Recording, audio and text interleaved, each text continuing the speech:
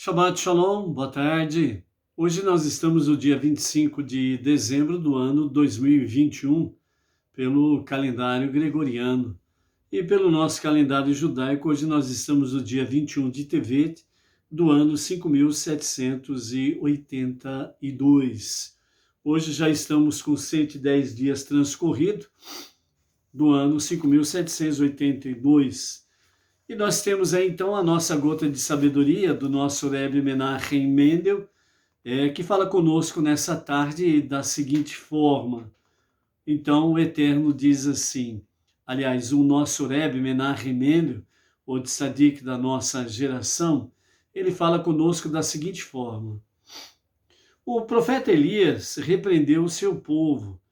Por quanto tempo vocês caminharão dos dois lados da cerca? Indagou ele. Decidam agora, ou são pela idolatria do Baal, ou são pelo único Deus vivo. Fato esse registrado lá em 1 Reis, capítulo 18. E essa expressão, esse verso aqui é mais especificamente o verso de número 21, quando o profeta Eliar, ele fala com o povo, né? Até quando ficareis cocheando entre dois pensamentos? E aqui na nossa interpretação do nosso Rebbe, o tzadik da nossa geração, ele fala dessa forma, né? Decida agora, por quanto tempo vocês caminharão dos dois lados da cerca? Por quê? Porque a idolatria é de um lado e a Torá é do outro lado, né? Os deuses pagãos da idolatria estão de um lado e do outro lado está o Deus único, vivo e verdadeiro. Então, o nosso Rebbe Menachem Mendel traz dessa forma a interpretação até quando vocês caminharão dos dois lados da cerca, que significa uma hora vocês estão com o Deus único e outra hora vocês estão com os deuses. Uma hora vocês estão na presença daquele que é um e único, indivisível e incorpóreo, e outra hora estão diante dos ídolos. E então, Elias não pensou duas vezes. Espere um pouco, o que acontecerá se escolherem a primeira opção? Não será por minha culpa? Então, o profeta Eliabe, ele não pensou de forma alguma. Ele disse ao povo, até quando vocês ficarão dos dois lados da cerca? Decidam agora, ou são pela idolatria do Baal, que é a primeira opção, e a segunda opção, ou se são pelo único Deus vivo. Então, nosso Rebbe Menachem Mendel, ele fala que o profeta Eliabe, ele não ficou em dúvida, vai que de repente eles escolhem a primeira. Foi pela minha influência que eles decidem realmente ficar com a idolatria de Baal? Não, Eliabe não pensou isso. Por quê? Segundo o nosso Rebbe Menachem Mendel, ele simplesmente diz que o profeta, né, o nosso Rebbe interpretando, ele simplesmente diz que o profeta Eliabe, ele conhecia muito bem o seu povo. E ele sabia que se o povo fosse colocado contra a parede, diante de um ultimato, é agora que vocês têm que decidir. E se eles tivessem de escolher isso ou aquilo, então o profeta sabia, ele tinha certeza que desta forma eles escolheriam a opção correta. Então, por que pegamos as coisas erradas na vida? Por que nos iludimos pensando que podemos ter tudo? Toda a escuridão e toda a luz num só pacote? Mas nós não podemos fazê-lo. Então, de acordo com essa passagem de 1 Reis, capítulo 18, que nos fala essa passagem, até quando ficareis cocheando entre dois pensamentos, ou até quando ficareis caminhando dos dois lados da cerca, decidam agora, era o ultimato. O profeta Eliar estava ultimando, né? O povo realmente a tomar uma posição, a tomar uma decisão. Então, dentro desse aspecto, ele fala, se vocês querem realmente ficar com a idolatria de Baal, que ficam. ou se vocês querem realmente decidir pelo único Deus vivo, então abandonem a idolatria. Então, nesse aspecto, o ensinamento realmente para nós, posterior a esta geração do profeta Eliahu, é exatamente a reflexão que precisamos ter, que significa que nós não podemos ter tudo. Eu quero toda a luz e toda a escuridão, negativo. Eu quero ser espiritual, mas ao mesmo tempo eu quero desfrutar de todas as delícias deste mundo secular. Luz e trevas não podem estar no mesmo pacote. Ou você decide em prol do Deus único e vivo, com os seus mandamentos, ou simplesmente o outro lado, a escuridão, com todas as suas libertinagens que são colocadas diante do ser humano. Então, a decisão continua sendo individual. Você decide que lado você quer estar, né? Vamos ver aqui mais algumas parashiot, mais algumas porções, quando chegarmos lá na questão, depois que o povo sai da escravidão do Egito, e eles vão ao Monte Sinai, recebem a outorga da Torá, e depois, em torno de 40 dias, eles cometem o pecado do bezerro de ouro, com exceção da tribo de Levi e as mulheres. As demais tribos se misturam na adoração ao bezerro de ouro. E Moshe diz, né? Ó, quem é por Deus, fique do meu lado. Quem é contra Deus, fique do outro lado.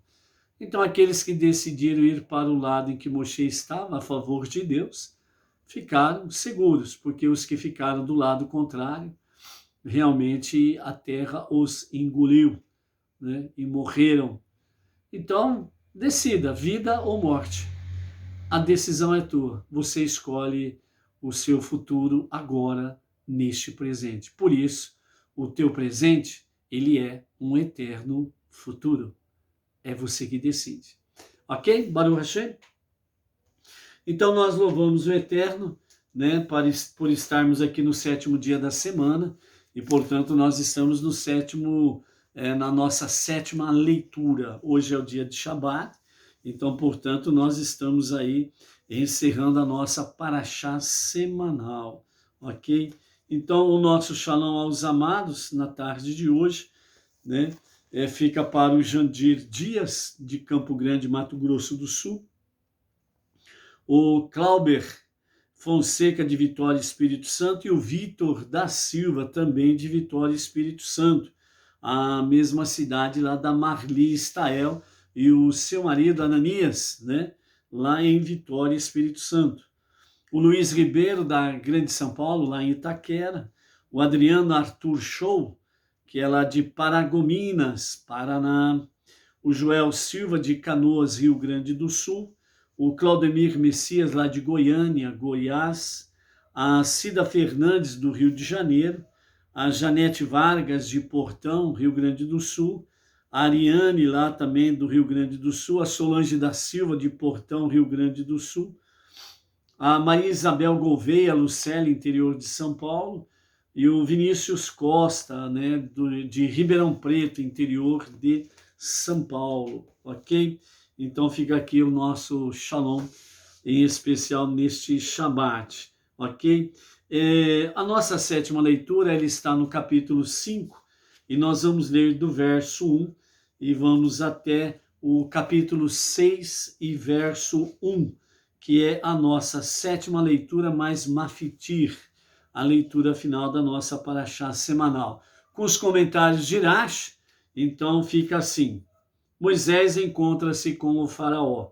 Depois do encontro entre Moisés, Arão e os anciãos e o povo, a apresentação de Moshe, né, para com o povo.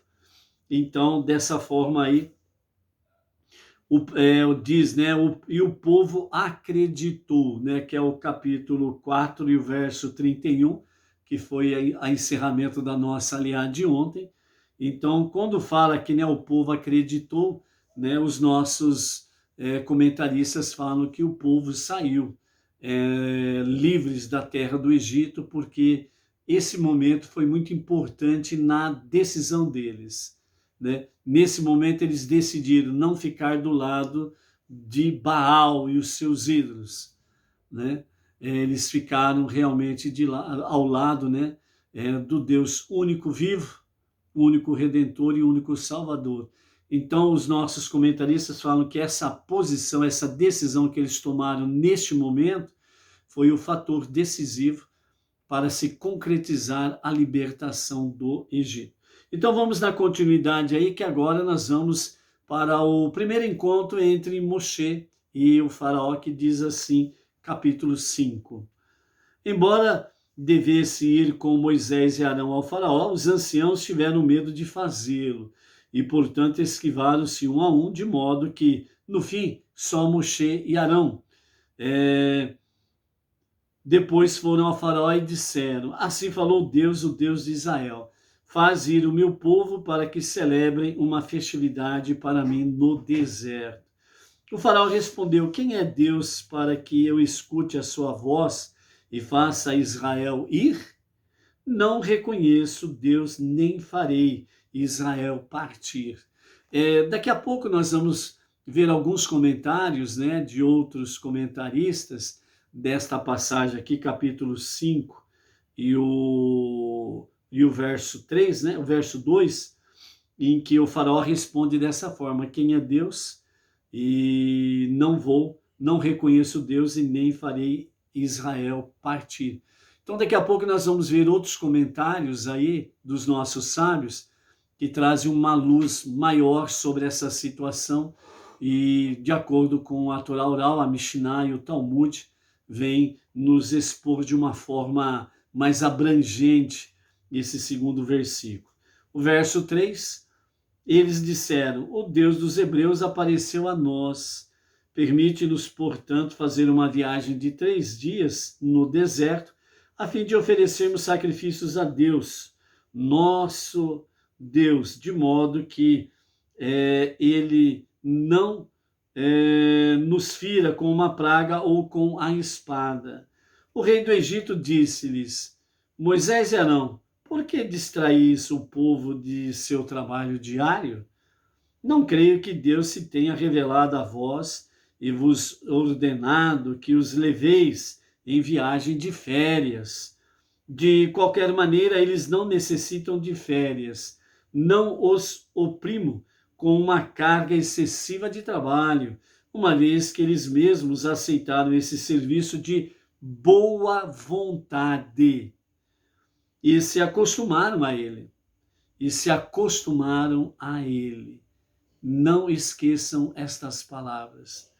Eles aceitaram o serviço de boa vontade e se acostumaram a ele, né? Então aqui nós vamos ver aqui qual é a relação que nós podemos aprender com referência a isso, exatamente para os nossos dias atuais. Lembrando que o Holocausto na Segunda Guerra Mundial, ela teve, né, os nazistas, eles tiveram uma mesma sequência que o faraó. Tiveram um preâmbulo, tiveram primeira fase, segunda fase, terceira fase, certo? E depois chegou num ponto em que as desculpas, né, que eles davam eram semelhantes a estas aqui que Rashi traz nesse comentário. Eles voluntariamente aceitaram o trabalho nos campos de trabalho, não era campos de extermínio, eram campos de trabalho, né? Eles de boa vontade se submeteram a isso e eles acostumaram com isso. Gravem isso, pense sobre isso enquanto vamos lendo. Não penso que viesse aqui com essas histórias, porque sois preguiçosos e quereis esquivar-vos de vossas obrigações pessoais. E o mesmo provavelmente se aplica à vossa tribo, a tribo de Levi. Todos vós desejais esquivar-vos da administração de vossos afazeres domésticos, Então, inventastes essa ideia de levar o povo ao deserto para oferecer sacrifícios. Bem, eu vos aconselho, deixai de ser preguiçosos e voltai às vossas próprias tarefas domésticas. O que te lembra isso? Voltai às vossas próprias tarefas domésticas. Lembra-nos de aquela ordem que foi dada lá no ano passado? Fica em... Entendeu? Tem método, tem esquema. Verso 5 do capítulo 5. O faraó pensou, se os levitas são tão preguiçosos que consideram suas tarefas diárias uma carga opressiva, o mesmo provavelmente é verdadeiro em relação ao povo como um todo. O faraó continuou, o povo da terra é agora numeroso e quereis fazê-lo cessar o seu trabalho, que eles considerem não só trabalho normal, mas duro labor. Desejais que te irem férias por 3 dias inteiros? Isso nos causará grande perda de produtividade. O faraó pensou ainda, se o povo é tão preguiçoso e considera sua carga de trabalho diária tão opressiva, provavelmente está trabalhando abaixo do padrão. Temos de fazer alguma coisa para forçá-los a trabalhar mais. Então, naquele dia, o faraó deu as seguintes ordens aos capatazes egípcios e os feitores israelitas do povo. Além dos capatazes egípcios, tinha aqueles judeus que se venderam aos egípcios e tornaram-se, né, feitores, né, contra os seus próprios irmãos aí, né? Então, o faraó deu ordem a essas duas categorias, os capatazes e os feitores. Não continueis a fornecer palha ao povo para a produção de tijolos, como fazíeis até agora, que eles vão e coletem sua própria palha. Porém, imporeis a eles a mesma cota de tijolos que faziam até agora. Não podem diminuir a cota em um tijolo sequer. Não a reduzireis, porque eles são evidentemente preguiçosos. Por isso clamam, dizendo, vamos, ofereçamos sacrifícios a nosso Deus. Tornai o trabalho mais pesado para os homens e que se empenhem nele, então pararão de falar palavras vãs. Os capatazes egípcios e os feitores israelitas do povo saíram e disseram ao povo o seguinte, assim falou o faraó, não mais vos darei palha. Portanto, ide rapidamente e pegai vossa própria palha, onde a encontrardes, porque nada foi reduzido de vossa carga de trabalho diária usual. Vossa cota permanece inalterada. Além disso, designaram também, né, as tarefas dos israelitas como sua carga de trabalho usual e não como seu labor opressivo, pois queriam dar a impressão de que as exigências que agora lhes faziam não eram extraordinárias e nem excessivas. Então vocês observem bem aqui, né, nesse verso 11, onde nos fala, né, pegai vossa própria palha, onde as encontrardes, porque nada foi reduzido da vossa carga de trabalho. Com os comentaristas, entre eles Rashi, fala que o faraó chamou, né, a carga deles de carga de trabalho usual. Por isso fala a vossa carga de trabalho diária usual. Porque essa carga de trabalho usual, e ele não usou a expressão labor, porque o labor aqui anteriormente, ela tinha uma conexão de opressivo. Então, o trabalho deles era chamado de labor dentro do campo opressivo. Então, aqui, Faraó e os seus mudam a retórica. Então eles chamam de carga de trabalho usual, justamente para não dar aquela conexão de trabalho escravo, trabalho opressivo, né? E por aí afora vai. Então, nessas palavras, né, o faraó, seus capatazes e feitores, eles queriam dar uma conotação, né, uma impressão de que essas exigências não eram coisas extraordinárias ou excessivas, ou seja, eram normais. Eram normais, o povo estava acostumado a isso. Veja bem o que nós vimos aqui, né? Eles aceitaram esse serviço de boa vontade e se acostumaram a ele. Então é dentro desse aspecto realmente que os ditadores, através dos tempos, eles vão usando a mesma tática. Às vezes inovam em algum aspecto, né, em alguns aspectos, mas eles vão usando a mesma tática, fazendo que o povo venha, a princípio, voluntariamente. Fique em casa, né, por causa disso e daquilo, pelo medo, pelo pavor, pela opressão. Aí o povo faz o quê? É para o nosso bem. É para o nosso bem. Eles disseram, é para o nosso bem. Eles se preocupam conosco. É para o nosso bem. Então o povo, de bom grado, espontaneamente, né, eles simplesmente se colocaram a trabalhar, a obedecer dessa forma, e dessa forma eles se acostumaram. Então, se de repente ele vê o seu irmão, o seu semelhante, né, sendo torturado porque não quer trabalhar o trabalho forçado, o trabalho escravo, ele não faz nada, ele não reage. Muito pelo contrário, ele fala, bem feito, ele está apanhando porque ele não quer aceitar, isso daqui é para o nosso bem. Eles estão cuidando de nós, é para a nossa saúde, é para o nosso bem-estar e por aí afora vai. Então percebam que a metodologia, ela é a mesma. Eles vão inovando em alguns pontos, mas para escravizar o povo, os métodos são semelhantes, muito semelhantes entre si, né?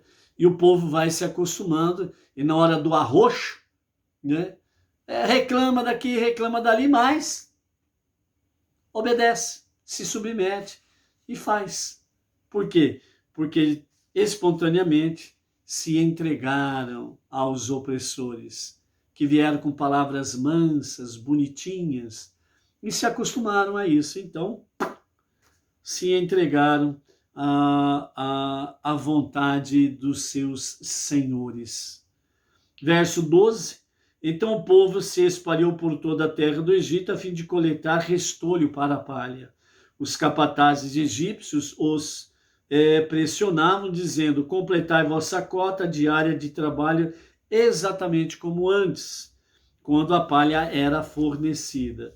Mas os feitores israelitas sentiam compaixão do povo e não o instavam a cumprir a cota. De maneira que, após alguns dias, os feitores dentre os israelitas, que os capatazes do faraó haviam apontado sobre eles, foram açoitados pelos capatazes. Os feitores foram interrogados pelos capatazes, porque não completastes vossa cota anterior de produção de tijolos, nem ontem e nem hoje. Então os feitores dos israelitas foram e clamaram ao faraó, dizendo, por que fazes isso a nós, teus servos? A palha não é dada a teus servos, porém os capatazes nos dizem, fazei o mesmo número de tijolos de antes. Teus servos estão sendo açoitados injustamente.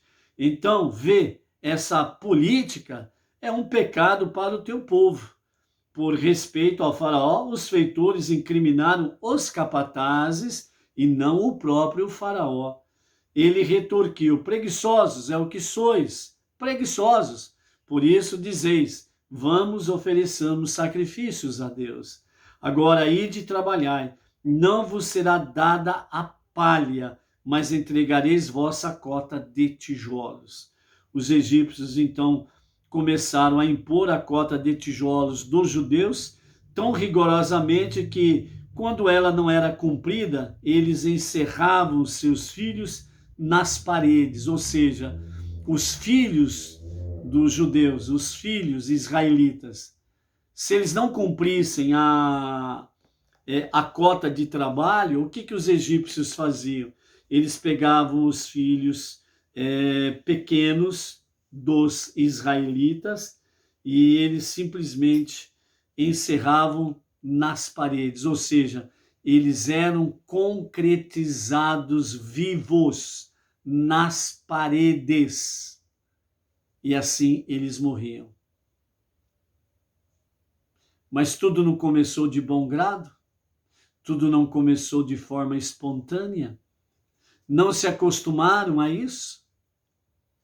Então, à medida em que o povo vai baixando a cabeça, à medida que o povo vai se prostrando diante dos seus opressores, diante dos seus senhores, e vão aceitando de bom grado a escravidão, chega num ponto que não tem como mais sair. Então, por isso, nos dias atuais, preste atenção o que está acontecendo à tua volta.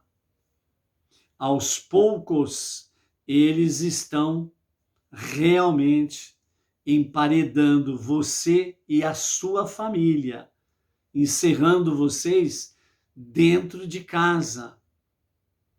Se sair, corre o risco de ser multado e preso. Tem estado aí na nossa federação que está mandando, os seus agentes funerários, os seus agentes de saúde, com escolta policial, para ir nas casas das pessoas que não tomaram o remédio deles, para que tomem os remédios à força. Aqueles que não tomaram remédio e têm o seu comércio aberto, o seu comércio é lacrado. Vai ou não vai fazer a minha vontade? Você vai ser emparedado. E as pessoas não reagem, estão acostumadas a serem subjugadas, as pessoas não lutam pela sua liberdade, as pessoas não clamam a Deus diretamente, a Deus não precisa pagar pedágio nenhum, é clamar a Deus, você é filho, abre o seu coração, abre a sua alma para Deus e clame a Deus, pede a Deus o nosso desejo, Deus, o nosso desejo, Pai, é que de fato essa perversidade pare e os perversos sejam devidamente julgados pelo seu tribunal. Então, não tendo reação nenhuma, os ditadores vão tomando conta. E aí, meu filho, ser emparedado é uma questão de tempo. Aos poucos, estão emparedando um aqui, outro ali, ou os demais vão vendo, vão se acostumando. Não, isso é para o nosso bem, é para o nosso bem, é para preservar a nossa vida, e a vida de ninguém está sendo preservada. Porque toma uma dose do remédio, depois tem que tomar 2, 3, 4, 5, papapá, parapapá. Vai até quando isso? Uma por semana, uma por dia?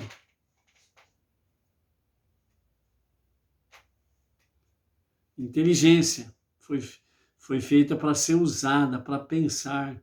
Cabeça não é só para crescer cabelo, usar boné, chapéu, ou seja o que for. É para pensar, questionar, pesquisar, buscar o saber, buscar o conhecimento. Então, dessa forma aí, verso 19 do capítulo 5, os feitores dos israelitas viram seus irmãos israelitas na situação dolorosa que resultava da ordem que haviam retransmitido. Não reduzireis vossa cota diária de tijolos. Datã e Avirã encontraram Moisés e Arão em pé na sua frente, quando eles saíram da presença do faraó, e disseram-lhes: que Deus se revele a vós e vos julgue, pois nos tornasse detestáveis aos olhos do faraó e seus servos, fornecendo-lhes uma espada para matar-nos. Deixai-nos em paz, para que sirvamos aos egípcios. Datã e Abiram, eles disseram estas coisas a Moisés. Datã e Abiram eram israelitas. E eles estavam ali. Deixe-nos que sirvamos os egípcios. Deixe-nos para que sirvamos os nossos opressores. Já estamos acostumados. De bom grado nós nos submetemos à sua vontade. Nós não precisamos de alguém que venha abrir as nossas mentes. Nós não precisamos de alguém que venha aqui e nos mostre a verdade dos fatos. Deixe-nos servir aos nossos senhores. Nós nos acostumamos à escravidão.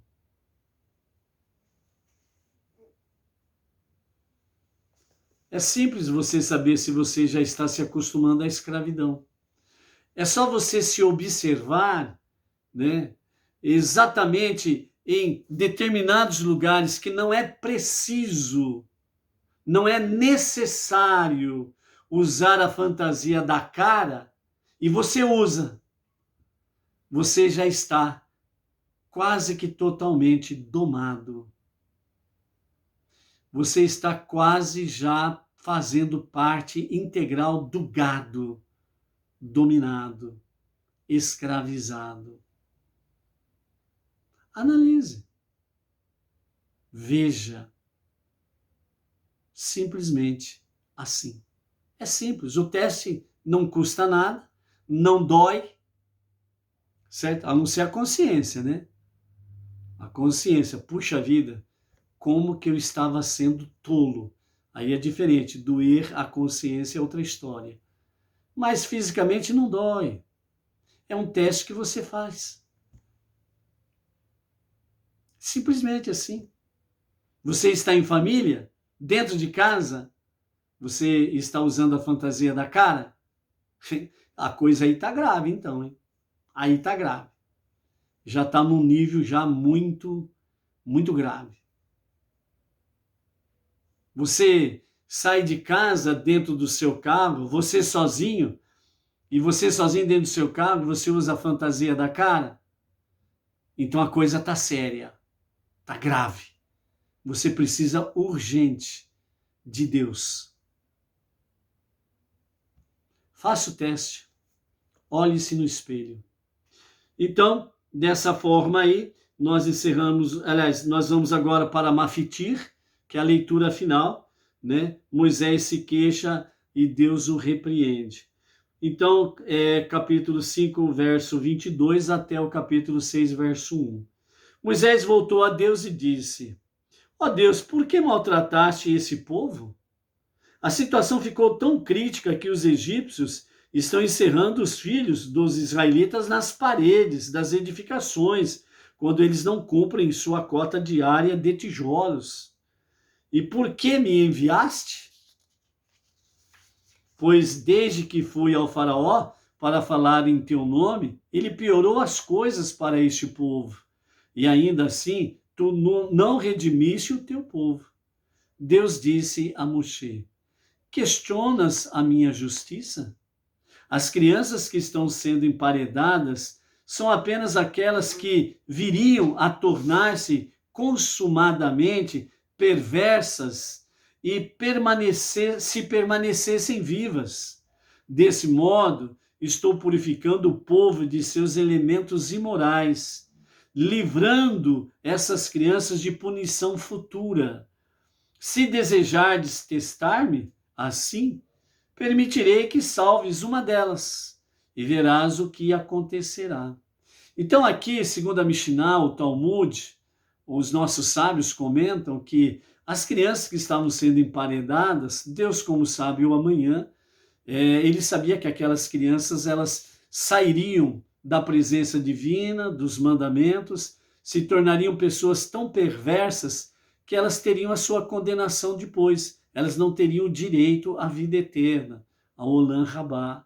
Então, nesse fato aqui delas morrerem dessa forma, era a forma que elas estavam sendo purificadas para terem mérito e direito à vida eterna. Mas Moisés questionando Deus, Deus fala, está questionando a minha justiça?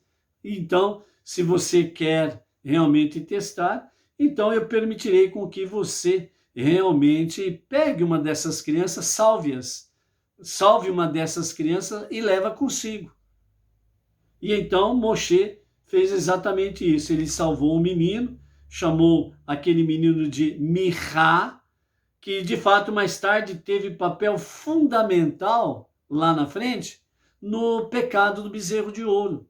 Ele foi uma peça importante para a fabricação do bezerro de ouro. Teve esse papel fundamental e Deus prosseguiu.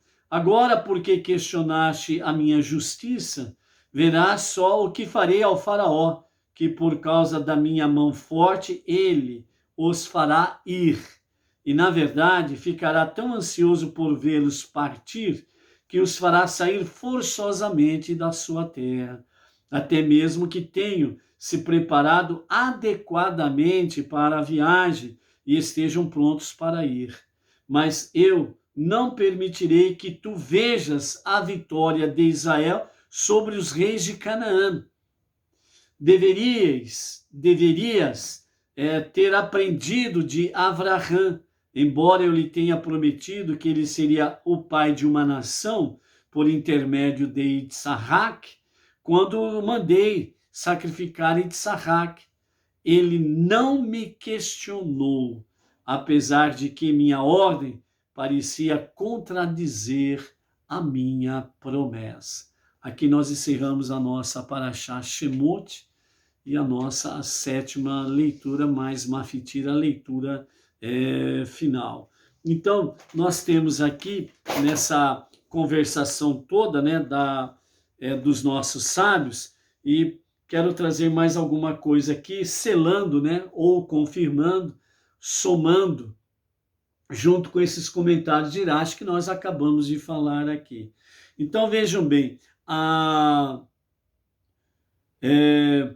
os judeus resgatados no Egito, por mérito de sua fé, só foram resgatados por causa disso, como diz o capítulo 4 e o verso 31, onde fala que o povo creu, acreditou, confiou que Deus tinha enviado Moshe para ser o Redentor, né? Então, o faraó genuinamente sentia que os judeus não estavam sendo aplicados, né, no seu trabalho diário, quando Moshe foi e falou, né, porque o faraó estava fazendo esse trabalho escravo para com o povo. Então, o faraó responde, ninguém está trabalhando como escravo aqui, são todos voluntários. Eles voluntariamente se ofereceram para trabalhar. E eles se acostumaram ao trabalho. Então, para Moshe era um trabalho escravo. Para o faraó, mesmo sabedor que era um trabalho escravo, a sua desculpa era que não. Não é um trabalho escravo, que é isso? Eu estou agindo para o bem deles. Eu não estou cometendo nenhuma injustiça.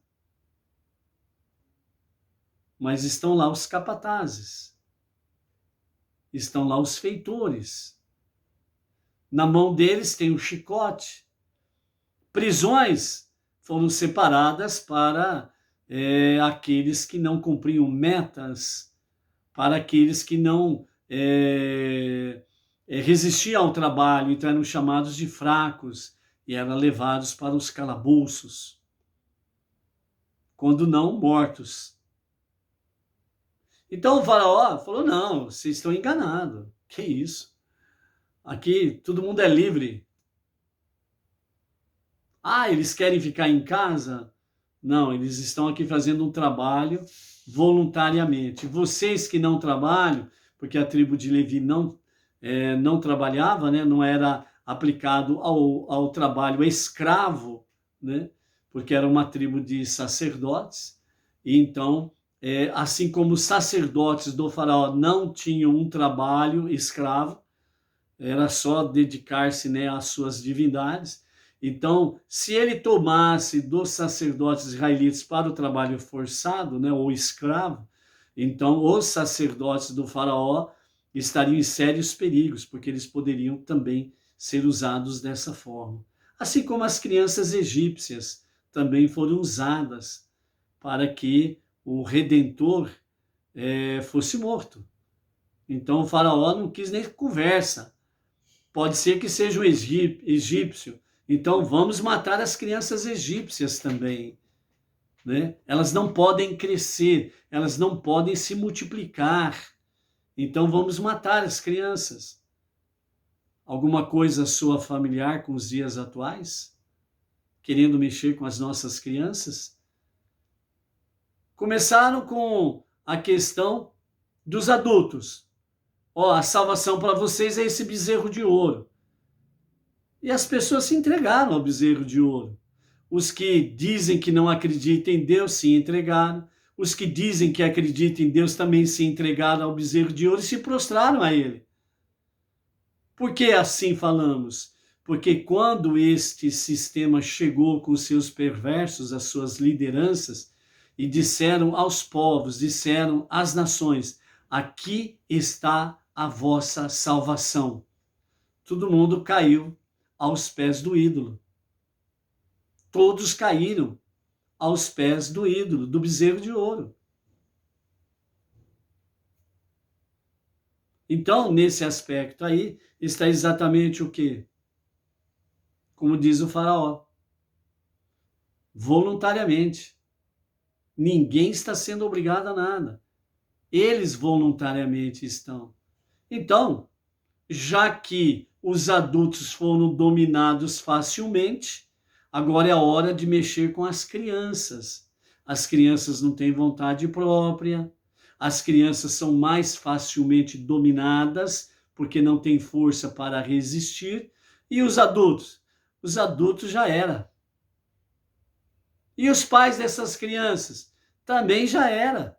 Quantos pais aí estão levando forçosamente seus filhos pequenos para tomar remédio? Então o sistema dominou os adultos.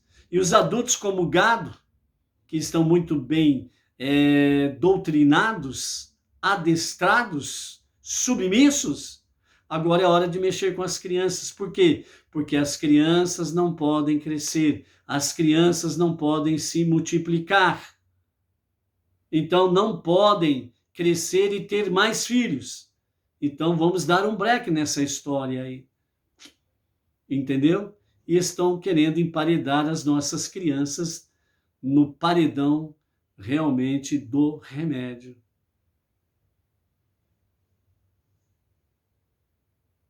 Esteja atento. Não seja um ingênuo. Não seja ingênuo. Você está sendo domado. E então, dentro desse aspecto aí, né, o faraó certamente não acreditou que Deus os tinha enviado, Moshe e Arão. Tanto que ele disse explicitamente: quem é esse Deus e a quem eu devo escutar sua voz e deixar Israel ir? Quem é?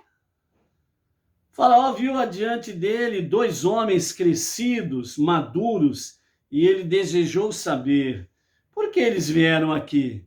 O que vocês estão fazendo aqui? Os judeus não estão sendo tratados injustamente. Eles estão meramente seguindo a lei do país. Eles estão seguindo meramente a lei do país. Está percebendo o que querem fazer? Colocar uma lei em que todos serão obrigados a obedecer. Então o faraó disse: ninguém está sendo tratado injustamente, é a nossa lei.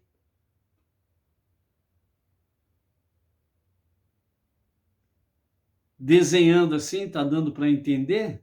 Acho que sim, né? Espero que sim. Misericórdia.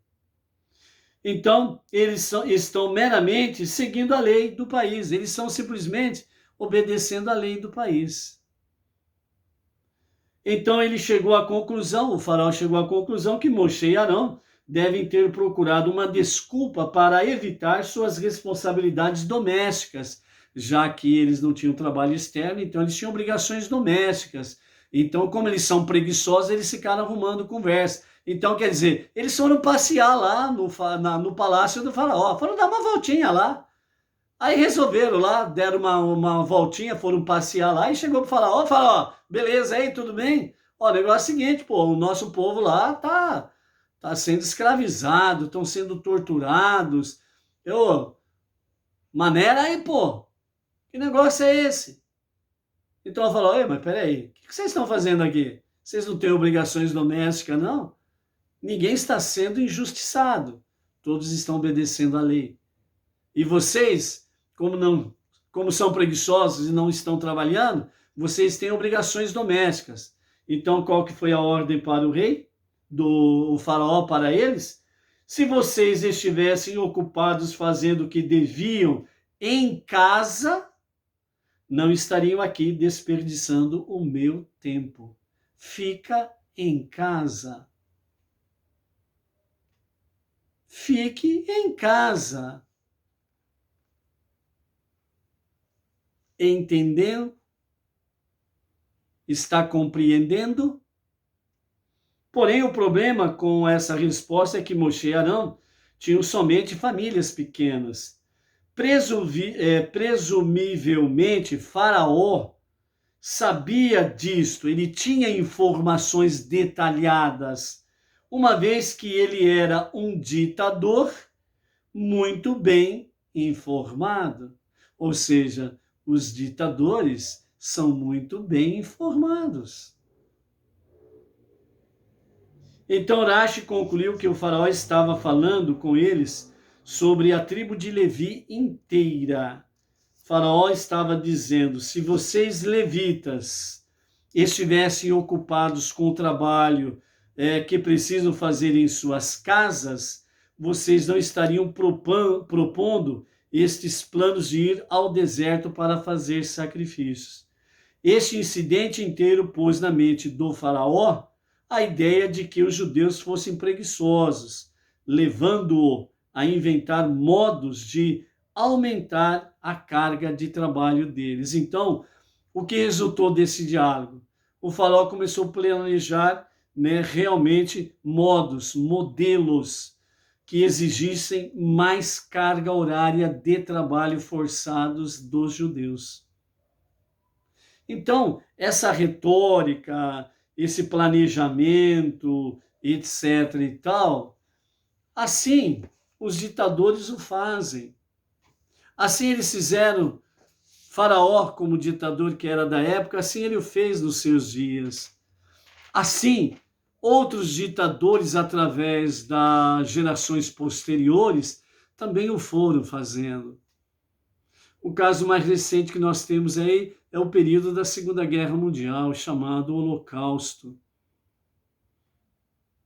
E agora nós estamos vivendo o preâmbulo, a primeira fase da escravidão, a segunda, a terceira, a quarta, e vai vir aí uma quinta, uma sexta, se realmente o povo não sacudir a poeira. Então, de fato, se você parar para pensar, nós estamos para vivenciar um holocausto mundial ao mesmo tempo. Porque no mundo inteiro, todos, de forma geral, estão se acostumando ao trabalho do faraó. Estão se acostumando às quebras das leis justas e aceitando passivamente as leis injustas, que na realidade nem são leis de fato, né? É um daqui, outro dali, fazem os seus decretos perversos para escravizar o povo, não é verdade? Então, dessa forma, nós temos diante de nós aí uma realidade triste. Se o povo não clamar a Deus para mudar essa história, poderá ocorrer sim um holocausto a nível mundial. Já há muitos pais e muitas mães chorando o emparedamento dos seus filhos. Você vai ficar indiferente? A decisão é sua. A união é que faz realmente as coisas acontecerem. E nós vamos ver a partir de amanhã, realmente, quando o povo, no princípio, apesar de ter uma certa rebeldia, mas a partir do momento que o povo se une e eleva ainda mais o seu clamor a Deus, Deus responde. As 10 pragas é uma resposta, ou as respostas por causa do clamor do povo, que foi diretamente a Deus e clamou por misericórdia, por socorro, por ajuda. E Deus respondeu. Por isso, comece você, na sua casa, junto com a sua família, a clamar a Deus. Pega a sua Bíblia, abra em livro de Salmos, leia 2, 3 salmos por dia e em seguida faça uma oração espontânea para Deus e peça socorro para Ele e proteção para você e a sua família. Na sequência, você vai começar a fazer isso, estender isso aos seus parentes, amigos, etc. e tal. Ao mesmo tempo, você vai começar a pedir a Deus em favor do teu parente, do teu amigo, do teu conhecido, do teu vizinho, etc. e tal. E isso vai fazer com que espiritualmente comece a criar realmente uma luz, uma energia diferente para você, sua família, ao seu redor e aquelas pessoas que você começar a elevar a Deus no seu clamor. E daqui a pouco estamos juntos, elevando ao único Deus a nossa petição. Por isso, não demore para clamar a Deus, porque só Ele pode salvar, só Ele pode proteger de um holocausto universal. Que brevemente, em nossos dias, e que seja para agora mesmo, não somente a revelação do justo Mashiach, mas o tribunal celestial, dando a devida paga aos perversos dos faraós nos dias atuais. Vamos em frente? Amanhã teremos continuidade com uma nova paraxá. Shalom, shalom. Que o Eterno te dê força, muita luz, para que a sua mente não esteja prisioneiro na escuridão e nos perversos, nos faraós da atualidade. Que você tenha muita luz para poder, de fato, enxergar a verdade. Que o Eterno te conceda, junto com seus queridos, te conceda força, coragem e muita proteção, para que o mal não chegue à tua tenda, à tua casa, à tua família. Por isso, diz o Eterno através do profeta, clama a mim e responder-te-ei, e te mostrarei coisas grandes e preciosas que ainda não conheces. Bem como também nós temos aí em Salmos várias passagens que nos fala daqueles que buscam refúgio em Deus. E por isso, entre outras coisas, nós temos aí, né, a palavra de Salmos que diz, os que confiam no Senhor, os que confiam no Eterno, são fortes como os montes ao redor de Jerusalém, que não se abalam, mas permanecem para sempre. Por isso, seja forte, seja luz, clame a Deus, pois Ele é único, poderoso para te proteger, te abençoar e salvar a você e a sua família. Shalom, shalom. Até amanhã.